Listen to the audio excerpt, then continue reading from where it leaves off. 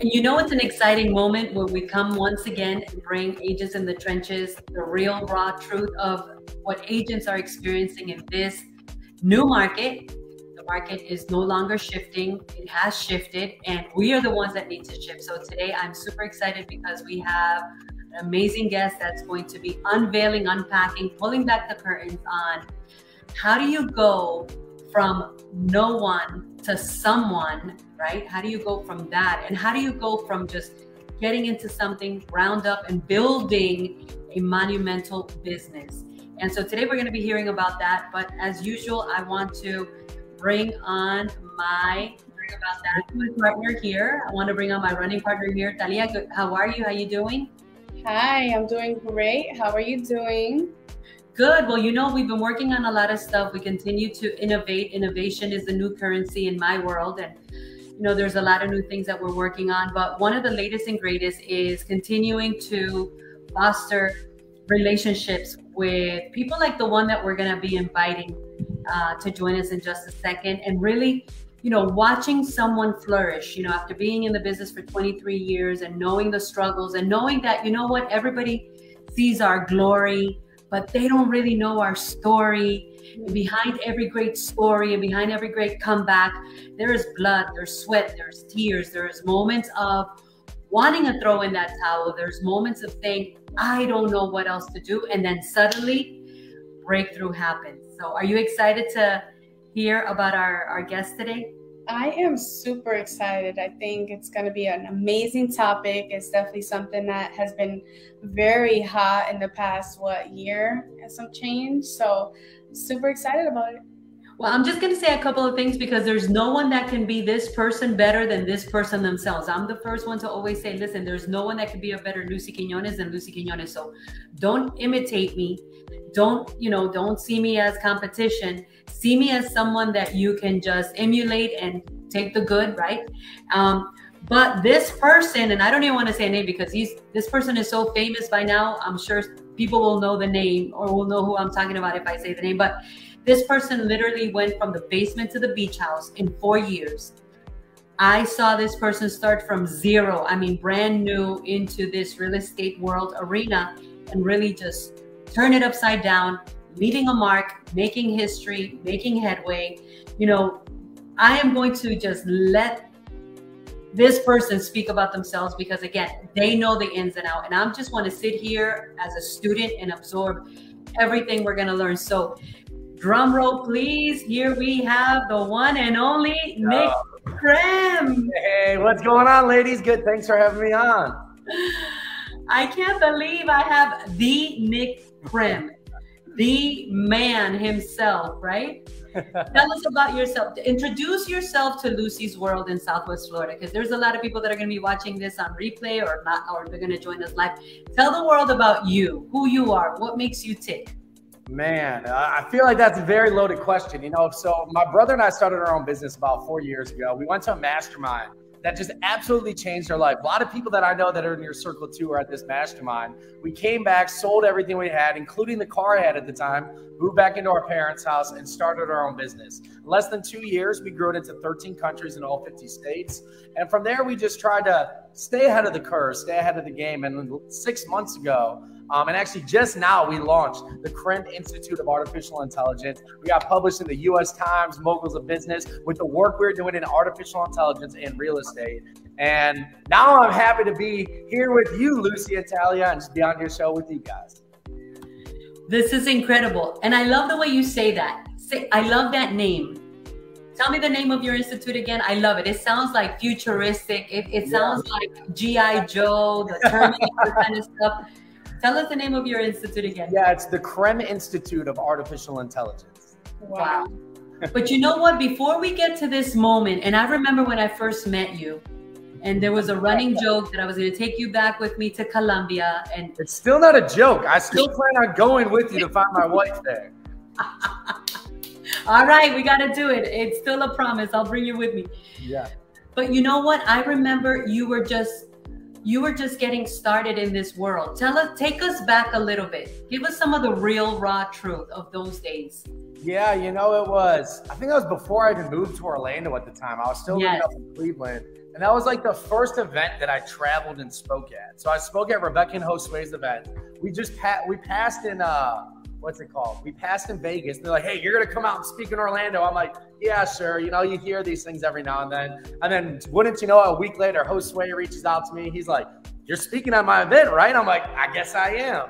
So, you know, we flew out there, and that was our first business, content cards, when we were first getting started. I mean, that's a whole story in itself of some things that we went through to get it started. But, you know, it was first event we went and spoke at, and you guys just embraced me with open arms. It was great being in your circle, just coming down there, speaking at the events, hanging out with you guys after, just starting to experience what that kind of life could be like. But you know what? You have an energy, Nick, about yourself that you are just a magnet, because I remember that, yeah, there was a lot of people that didn't know you in my circle. I didn't know you.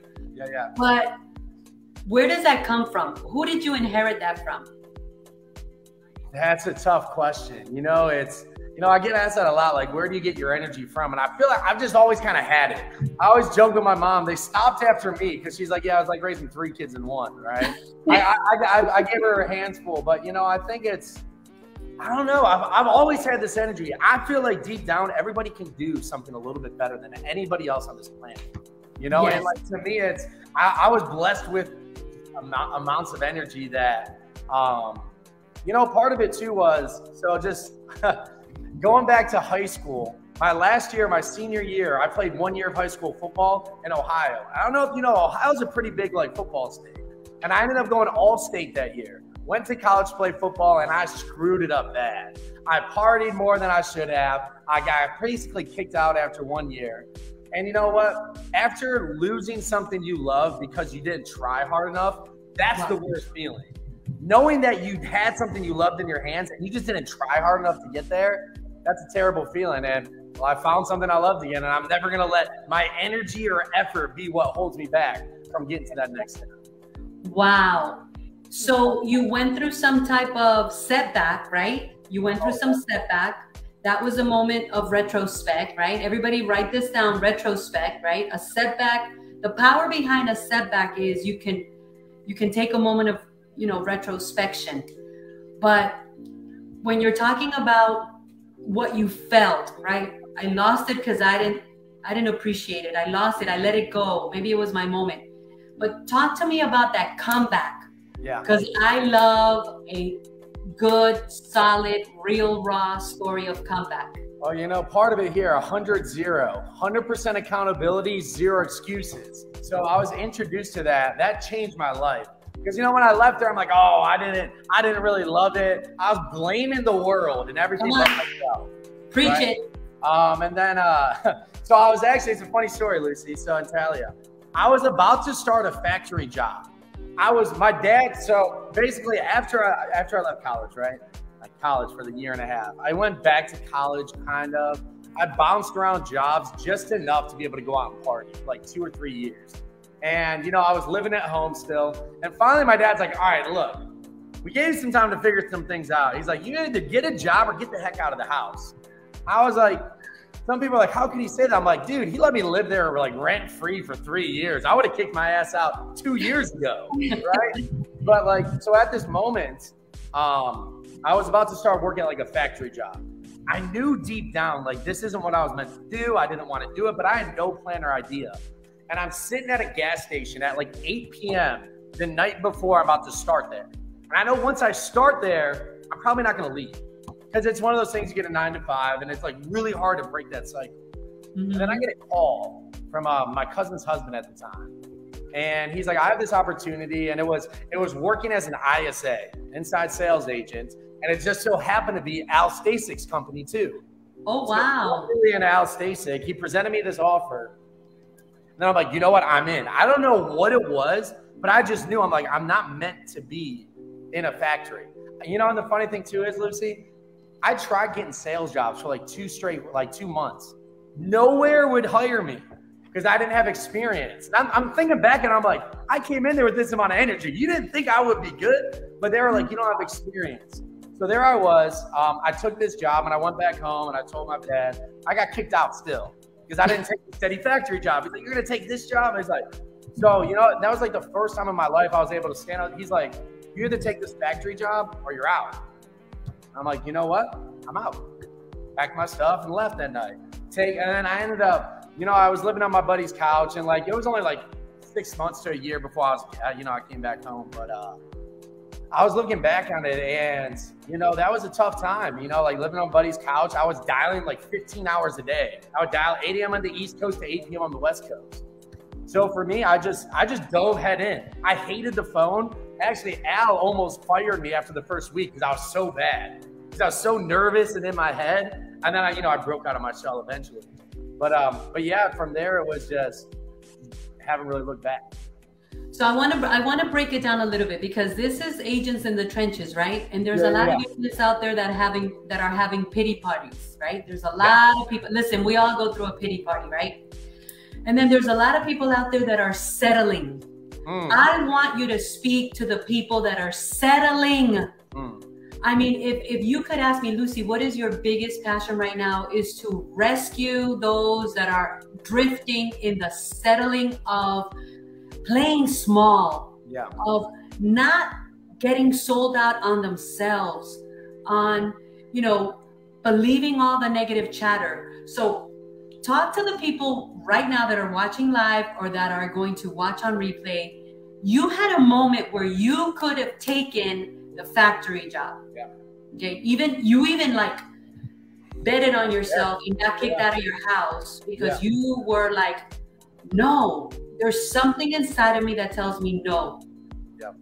Talk to my audience. Talk to the people that are settling. They're sitting on the fence. They're having a pity party. They're dead. They're in their head because they're scared or because they have a million excuses. So talk to those people. You need to talk to preach it, my brother. Preach it. You know, and first, I just want to preface that story, and just because if my dad sees this, I want to let him know that he should have kicked me out years ago. So when you hear, how could he kick him out? I'm not the Nick you see here today when I was there back then. But here's what I would say. You know, I would relate back to the football days that I had, right? I was pretty damn good. I played 1 year high school football, and I was great at it. Went all state, went to college, and, you know, I will never know what could have been, because I decided to settle and just say, you know what, I'm good. I had enough, and that was it. That feeling of never knowing what could have been in your life because you don't try hard enough, because you believe the outside noise that's going on. You start taking other people's excuses and indoctrinating it into your life. Man, I'll tell you what, I just want to ask the people out there that are deciding to settle, that are thinking about settling or just saying it's the market. In 5 years, 10 years from now, when you look back to this moment today, will you be able to tell yourself that you tried everything you could to make it work? And if you can't, I'll tell you what, I wouldn't wish that feeling on my worst enemy. That is a terrible feeling. When you look back and say, and the only person who can really know this is yourself. That's the tough thing. Can you lie to yourself? Yeah, but that's a whole nother bag of worms. That leads to a lot of negative actions when you start lying to yourself. When you look back to this moment in time, because I promise you this, there is opportunity in markets like this. This is where I think the biggest opportunities lie. When most people are settling, most people are drawing back, and there's a little blood in the water, there is opportunity and money to be made. So when you look back at this moment 5 or 10 years from now, will you be able to tell yourself you tried everything you could inside of you to make it work? And if the answer is no, you're going to have a tough time sleeping. You're going to have a tough time doing anything. It's a tough life when you know you didn't try your hardest. Wow. I've got goosebumps. Yeah. I don't know who needs to hear this. I don't know who needs to hear this. I know somebody needs to hear this. And everyone that's watching right now, share this with a realtor friend. Share this with everybody and anybody. You just said, I mean, you dropped, forget about the fire. You dropped the atomic bombs right now. That you're talking about is called regret. Yep. It is what everyone that has built an empire, reached their ultimate success in life, everyone that has been there and done that. I mean, it's what the Steve Jobs of this world talk about when they say, when you reach your end, regret is the worst feeling. And you just transported everyone, including myself, Nick. Thank you. to the future, and you're saying 5 to 10 years, will you say that on June 2nd, 2023, you settled, you pulled back because it was a little blood in the water, or you gave it your all? Boom. Tell us more, man, because there's so many people playing small right now. Listen, realtors are jumping left and right into jobs. I'm speaking to them almost on a daily basis. I'm bringing them hope. I'm bringing them the message. There are salespeople that are playing small right now. There are people that are shrinking in the face of adversity. Like, we have adversity. Listen, all of us have adversity, right? I ain't gonna shrink. I'm gonna step up. Yeah. I'm gonna step out. Yeah, and I think it's just, what the fuck are you made? What are you made of, really? What are you really made of when it comes down to this? This is when the market's open, when the market's doing these things, it's easy to have a easy-go-lucky attitude. It's easy to smile and kind of get a couple deals. You know, like before, you didn't even have to go and compete on listings. You would just walk in and basically you're the only agent. And it's just, I think it just goes back to, what is the reason you got into real estate? Right. Don't think about, oh, I did it to do, I don't think anybody got into real estate to do deals. I don't think that's the core thing. Go back to the core of why you wanted to get into this field. Most likely, if I had to make an educated guess, financial freedom, time freedom, or one of the both. Providing a better life for the loved ones that you have. And again, are you willing to get down into the trenches and provide that life? Because if you don't, your loved ones after you are going to have to get in the trenches. Yes. You have to decide, are you willing to get into the trenches so your loved ones don't have to? Or are you going to just sit there in the trenches and just fall asleep, go to sleep, and just say, you know what, I'm throwing up the flag? Because at the end of the day, people got into real estate because they wanted to live a certain type of life. But a lot of people didn't know what kind of work had to go into it. And one of the quotes, I think it was Ice Cube, like, don't be mad about the results that you didn't get for the work you didn't, for the results you didn't get for the work you didn't do. If you actually look back on it, I know so many people are tracking the wrong numbers in their life too. They're tracking, oh, how many deals did you do this year? Like, no. How many emails did you send out? How many contacts did you make? How many phone calls did you make? If you know those numbers, those are your KPIs. The other ones are the lagging indicators. The amount of deals you do is entirely dependent. How many phone calls did you make? How many social media posts did you make? How many emails did you send? And if you go silent, that means you aren't even trying. Come on. You aren't even trying. You are just complaining. And you know what? You get the fuck out of me in this room. Because if you aren't willing to do the work, you will not be a good agent. You have to just, it comes down to, I believe in just making decisions. You have to decide whether you want to be a real estate agent or not. If you want to be a glorified order taker, go work at 9 to 5 and go take orders from someone. But I bet you came into this industry because you didn't want to take orders. You wanted to make more money. You wanted to have time freedom. Well, guess what? You got to put in the work then. So don't come on here and tell me like, oh man, it's just not working out for me. No, you're just not working out. Listen, it's getting hot in here. It is getting hot in here.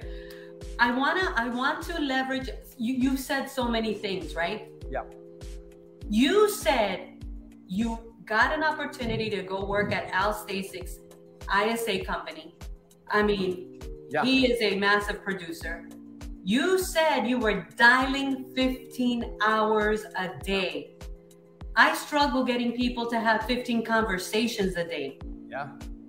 As a trainer, as a leader. Yeah. What do you think is that X factor that people are missing? Let me tell you, agents in the trenches, Nick, and you and I both know that. I think that's why we align so well. There has to be an X factor to us. There has to be an X factor that makes us tick, man. And people are lost in the woods. They have no clue what day it is when it comes to building their empire. Yep. They do a lot of this, but it's not this. It's what you just said. What got you to stay? I mean, you took a licking and kept on ticking because you said you were just going to get fired. Yeah. There was something you had to have done. I didn't know it at the time, but I knew I sucked. I knew I sucked at first. What was your X factor? So I think there's a couple things, but I think it really comes down to because I hear this excuse all the time. I just don't have what you have, Nick. I'm not as energetic as you. I'm like, hey, that's a good excuse. I'm like, if that makes you sleep at night, go ahead. To me, I think it 100% comes down to what are your core values. I got 2 of them on my wrist with another one coming on the way. Like, what are your core values in which you live your life? And it's not even just business. Live your life. And I'll tell you mine right here. The first is 100-0. 100% accountability, 0 excuses. Are you taking accountability for the dials you're making?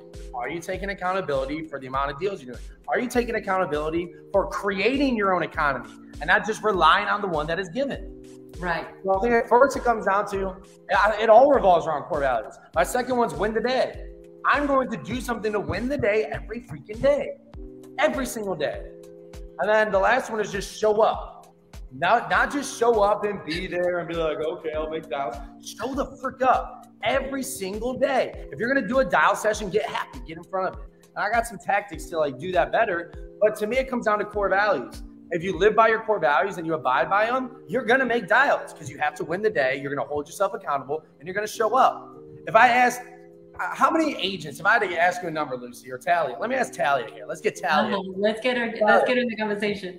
How many agents, percentage-wise, do you think know their core values at like the back of their hand? Can sit here and name me all of their core values if I ask them right here on the spot? A percentage? Yeah, a percentage. Maybe like 5%. Maybe 5. Maybe 5. And I think that might even be high. Wow. If I ask someone, name me your core values, they're like, and most people have like 20. I'm like, if you got 20, you got none, because you can't even name me 5 of them. Like, that's why we got 3. We got 3. They're all over our house. They're all over our house. I have them here. I have one of them tattooed on me somewhere I'm not going to mention. And we got like, this is how we live. For me, it's just, it comes down to core values. The X factor is core values. Yes. They're not sexy and they're not cool, but they involve discipline. Yes. Yeah, that's what I would. So I want to ask you, because I'm always thinking about the new agent, because I talk to a lot of new agents. Yeah. So someone that's coming in from a 9-to-5, right, who was conditioned, right, to take orders. Yeah. Now they're in the other seat, and now maybe they don't really know what core values are. They don't have it. Yeah. So what would you tell that agent? How do they establish that core value for themselves, right? And how would you guide them in that way? Get a coach. You know, if you can't afford a coach, get on a good team. Get on a team and just know that, guys, I think this is a big thing for new agents. You aren't, the broker isn't interviewing you. You are interviewing the broker, because technically the broker works for you. The team lead works for you.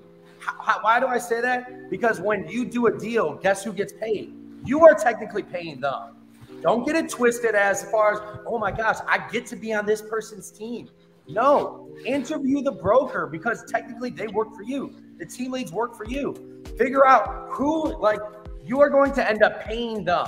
That's how this works. You do a job, you close a deal, you pay them. Based on what you pay them, what are they offering you in return for your services? So I would say go into there and just, you want to see a team leader broker kind of squirm, ask them their core values. Oh, just ask them like they're on the spot. Like, because they're going to tell you, they're going to sell you a rainbow if they can. We have the best coaching, training, this. Great. What are your core values? Yeah. For them to say something. What are your core values? What do you do to live by them? Go in there and interview them, not the other way around. Look, let's be honest. If you're a new agent, 99% of teams and brokerages will take you on their team, no matter what. They don't care. Truthfully, a lot of them don't care. Most of them will take you no matter what. Don't go in there thinking you're interviewing for a job or any of this. Go in there as an individual that's like, all right, I'm interviewing you. What will you do for me? Right. How are you going to help me in my business? And then ask them that question. What are your core values? And if they don't know them, don't go there. Because I'll tell you what, sales world can be a tricky world to navigate. And if people don't have core values, it gets even harder. You said something super powerful. You said people are shrinking back because they're seeing a little blood in the water. Yeah. This is agents in the trenches. I mean, guys, for those of you that just jumped on, this is Nick Krem. He's gone from the basement to the beach house in 4 years. He went from 0, being a nobody, to a somebody. I mean, he has helped top producers write their own books. Yep. He has put multi-million-dollar media platforms together for top producers. He's worked alongside major mega producers, like you just said, Al Stasic. But he also slept on a friend's couch. He also got kicked out of his house. You know, he also knows the pain and the suffering and the sacrifice and the sleepless nights of putting in the work and not seeing the results. So I want to ask you this question. What is some of that blood that you know agents are seeing in the waters? Like, let's break it down, because in my mind, I'm like, listen, I want to find the agents in my area, Southwest Florida, that want to do exactly what you said. Raise their hand and say, listen, I can't hold myself accountable to save my life. Yep. But I'm willing to live by core values. I'm willing to live by your guidance, your accountability. Help me, you know, to grow, and then, hey, launch off, right? Go take over the world. So you know, what's some of that blood that you're seeing in the trenches? I think it's really just, if you look at any very successful person throughout history, every single one of them had to suffer. I mean, suffer. Go through something. And, you know, we read these stories, we see people on stage, and a lot of times it's always talking about the good things and things that happen. You look at anyone who's really successful, you might read about it in books and like, oh, this person went through this person died, their brother died, this happened. And everybody who is really successful had to suffer. But most people, when they get to suffering, they're like, this isn't what I signed up for. Or they get to the point where it's like they just had enough and they throw in the towel. And these, to me, my brother has a saying that we say around here. When some real bad shit happens, whether it's in our life or in business or even in the economy, we say, pop the champagne. Pop the champagne. Something's great is right around the corner. Right after suffering, there's something great happens. Right when the economy drops, there's something right around the corner that's gonna, like, billionaires are made when the economy tanks. When the economy, like, it's not even tanking right now. When the market shifts, billionaires are made. And it's just saying, am I a winner or am I a loser? Right. Because look, if you're throwing in the towel, I hate to say it, you lost. You are just telling yourself, I tried and I lost. One of my favorite Michael Jordan quotes is, I never lost, I just ran out of time. Like, I'm like, dude, that's me. We have a quote on our wall over here. It says, I never lose because I refuse to stop. There you go. The simplest thing to do is also the hardest. Like, guys, business isn't, like, let me say this. Business is simple. It's not easy, though. It's not easy because it's so simple that people try and complicate it more than ever.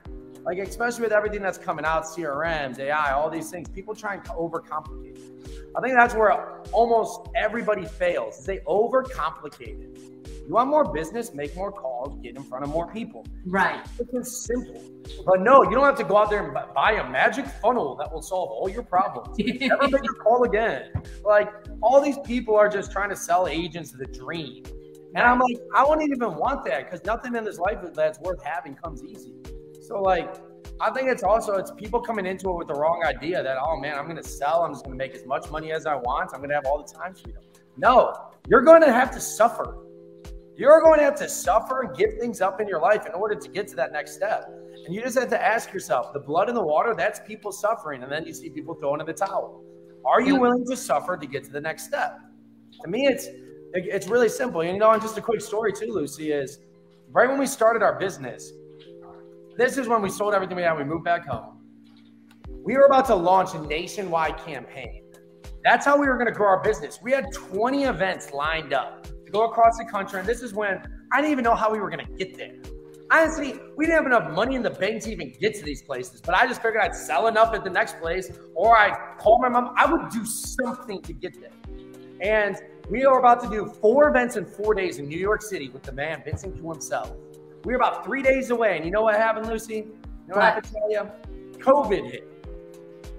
So literally our entire business model sank overnight. All the money, everything we built up to for months, gone in a minute. And there's nothing we could do about it. I pouted for about 30 minutes, and then we did Live with Leaders. I don't know if you remember Live. I remember Live with Leaders. That came because as the world stopped, people were in fear and there was blood in the water. We're like, you know what? Let's do a virtual event.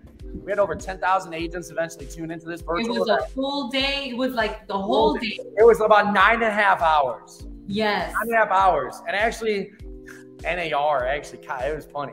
They copied our event. They launched it the day before ours and they called it Leadership Live. I'm like, oh, you guys. But you know, we had a great event and literally our business blew up into multiple states overnight. But you know what? We put on that event. It was just my brother and I. It was just us. I communicated with 16 different speakers, got 16 speakers, some of the highest ones across the country. As people were scrambling, not knowing what to do, we just started our business and we're like, you know what? We're going to do this. And then we got 16 sponsors for the event. We sent out emails. We came up with graphics. We barely slept. We didn't even know if it was going to work until minutes before. Wow. It did anyways. And it just came down to, you know what? I feel like a lot of times too, one of my favorite quotes from one of my coaches is, if you don't ASK, you don't GET. No, right. like, I had to ask all 16 speakers if they wanted to do this. I then had to go get sponsors. If I was traveling and there were times when I'd ask my mom, like, look, I'm at this event and I got no money. I had to ask my mom for money. Like, are you willing to bet on yourself?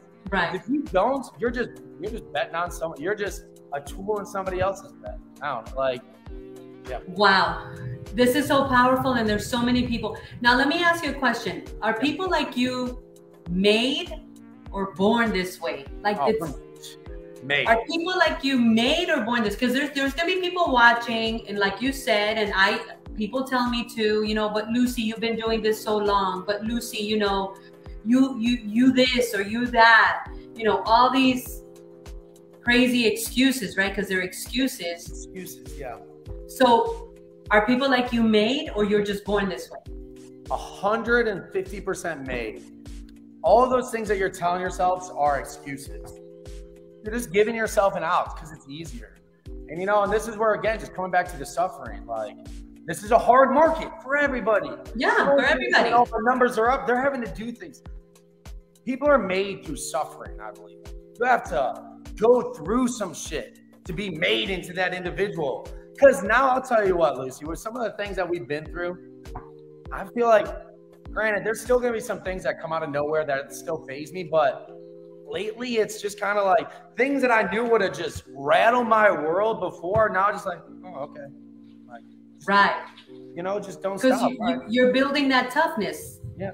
I mean, you're like, building that experience. Just recently, we were in a business venture, and I'm not going to get into all the details, but we're going to change the industry in a lot of ways. And we ended up just not being with right people. It was a great idea, wrong people. We invested over hundreds of thousands of dollars into this, man hours into it, and overnight, just gone.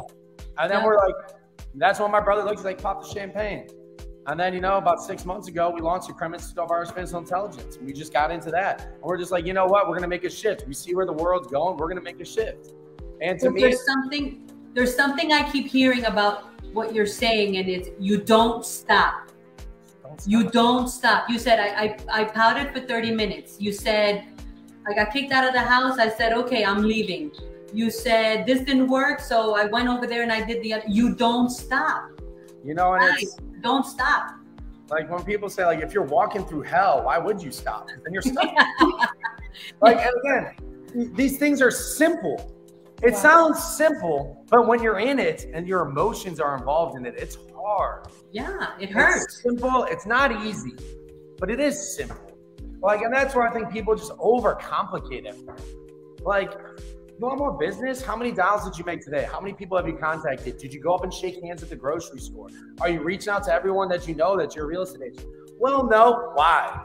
Well, I did that. Like, you know damn well what I don't have time. I don't have time. Really? We all get 24 hours a day, 7 days a week. What do you mean you have no time? And it's, you know, I think it just comes down to who are you around too. Right. You know, recently it's me and my brother. I'll tell you what, if you know my brother, he ain't letting me make any excuses. He'll call your ass out real quick. And that's why I love him. Like, that's a big reason why we're here. You know, and to me, it's just don't stop. Like, If you stop, you're quitting. Yes. If you stop, you're moving backwards. There's just no reason to ever stop. And it's just, I think it just comes down to how bad do you really want it? How bad do you really want it? So tell us a little bit about your university, the Krem Institute of Artificial Intelligence. Yeah. How did that come up? How did that happen? Man, so it was our people. We have a research and development team on the back end. They kept coming to be like, dude, you gotta check this out. You gotta check this out. You gotta check this out. I'm like, all right, let me see it. And then I saw it. I'm like, wow. So we cut over 50% of our staff, increased all our production, everything coming out of the one end. And I just saw it as, this is changing the world. You look at the biggest companies in the world, they're spending billions of dollars to get ahead. I'm like, well, a lot of times in business, you just have to follow the money. This, like, it is going to change real estate, whether people like it or not. It will not replace the agent, but an AI-powered agent will replace the average agent. That is not even a question. The AI-powered agent will replace the average agent. And, you know, I just think it's amazing things that are happening right now. Like, just for example, so ChatGPT is the biggest one that everybody knows, fastest to 1 million users in history of any app. They're owned by Microsoft. What people don't realize that's happening right now is Google is running for their lives. Google, everyone thought that, like, oh, you don't even say, I'm going to search something. I'm going to Google it. Google is being dethroned. Yes. Right before our eyes. They're being dethroned as the #1 search engine. So here's what I would tell all the big teams who have been sitting on their high horse all these years. Watch out. Because then a solo agent using AI can now outmarket the biggest team in the area. All that overhead and all those things that you guys are clutching onto, marketing divisions, videographers, video editors, graphic designers, a solo agent who uses AI can now drastically outmarket you with better content, better quality. And, you know, it's just only a matter of time. There's going to be a huge shift in the industry that a lot of people won't see coming until it happens.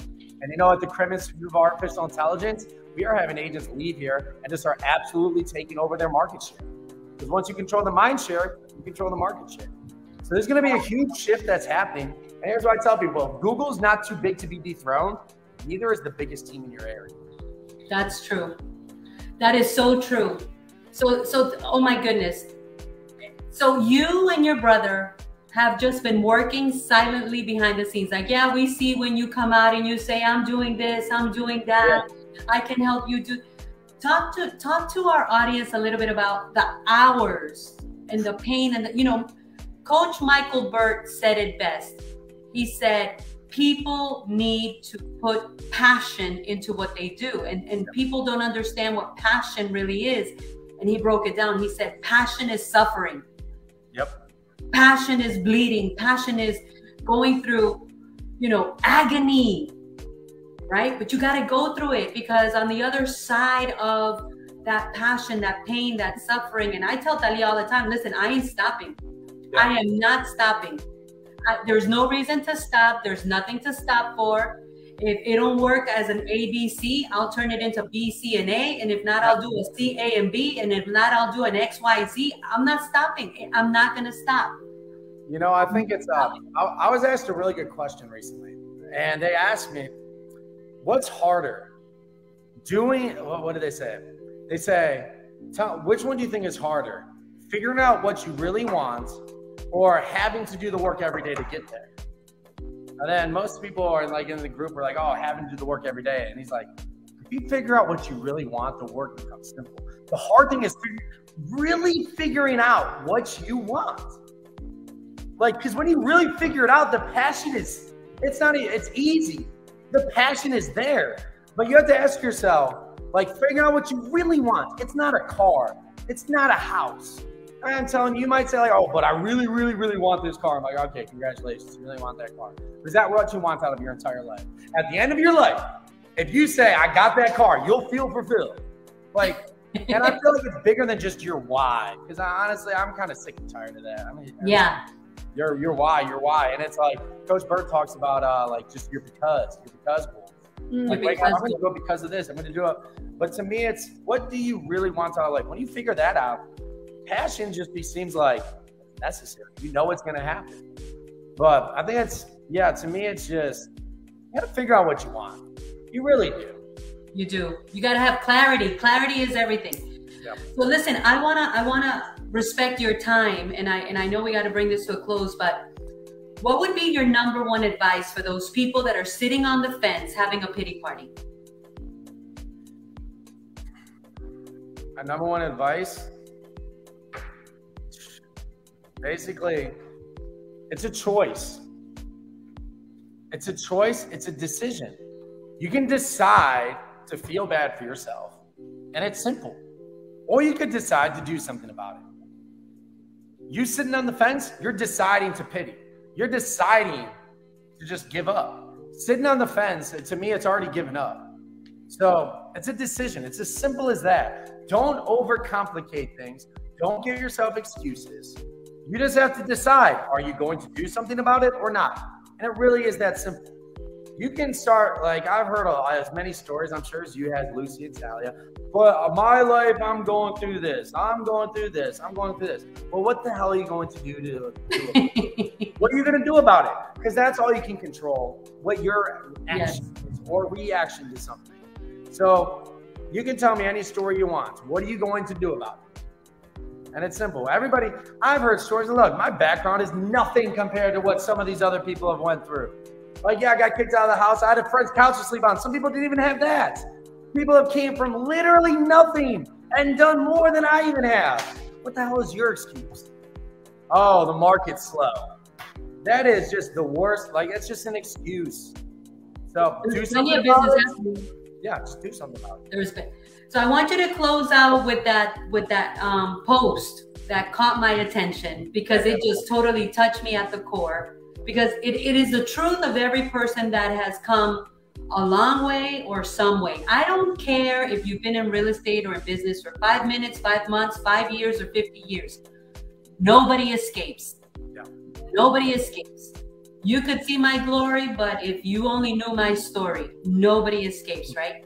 So when you wrote about what you wrote about, I'm like, this is exactly what people need to understand, because our mind, our brain is telling people it's the market. I don't have any time. I don't know what to do. I'm scared. Listen, realtors are jumping ship and getting dead end jobs. And it crushes my heart to see them go build somebody else's empire, right? When they could be building their own if they would work as long and as hard as they're doing for other people. Like, I don't get it, but I get it. I'm just not going to shut up about it. Yeah, I love it. What was that post? Tell us that post. Oh my God, it just thundered. That was big. That was I heard that one. Yeah, it's writing over here too. It was just, don't stop. You're sitting there, you're feeling bad for yourself, just don't stop. And just keep telling yourself that. I'm just not going to stop. It's not going to stop. I mean, right on the other side of all that suffering is glory. Like you said, you see my glory, but only if you saw my story. If you sit there, and here's the tricky part about it. The longer you sit there, the more people start lining up on that fence with you. And they start, and then other people start justifying your story. They start justifying your excuse. Why? Because it makes them feel better about themselves. I'll tell you what, I mean, I just think back to, I remember, and it's tough. You're going to lose a lot of people along the way. Like, I remember I was at this one old buddy's place, and he asked, like, hey, what'd you do last week? And I just told him what I did. I went to like 3 different states. I did these things. Like, I didn't ask you to brag. I'm like, you asked what I did last week. I just told you what I did. Like, don't make me feel bad, because I'm doing a lot more than you. Come on. You just worked all last week. You asked what I did. I told you. And I'm like, you know what? If I feel bad for telling people what I really did last week, then I'm in the wrong room. Like, you sit on that fence long enough, you're going to have bar stools next to you, because that's most likely where everyone's going to end up with. Like, sitting there, everybody pouring their hearts out, telling you all the reasons why they didn't make it. They got injured in high school, or else I would have done this, this, and this. Like, you're just going to get around a bunch of people who give excuses. And look, if you want that, there's plenty of that out there. There's plenty of it out there. But you just have to decide, do you want to live a life of excuses or accountability? Really, it's simple. And again, like, when you hear this, it's like, oh, that's so simple. Like, it can't be that easy. The hardest thing that I think to understand about life and business is it really is that simple. It really is. Nick, I don't know if anybody's ever told you this, but you are a volcano. You are an erupting volcano. I admire you. I just had a vision. When I tell people I had a vision, they're like, oh my God, watch out, because it always comes to pass. Yeah. I'm going to be doing a Vision Builders mid-year mastermind. Yeah. You will be on my stage because my world of agents needs to feel your fire. They need to feel your rumbling. They need to hear you. I mean, I commend you. I commend you for going from the basement to the beach house. You're just keep doing what you're doing. I mean, I'm inspired. I got goosebumps. And all of this. What do you think, Talia? No, it's been amazing. I've been taking notes over here because I'm just soaking it all in. I'm like, wow, just hearing you talk. I mean, it's really inspiring to hear your story and how you got to where you're at now. And I agree with Lucy 100%. We need you on that stage because you're going to move a lot of lives, and it's going to be so exciting. Thank you so much.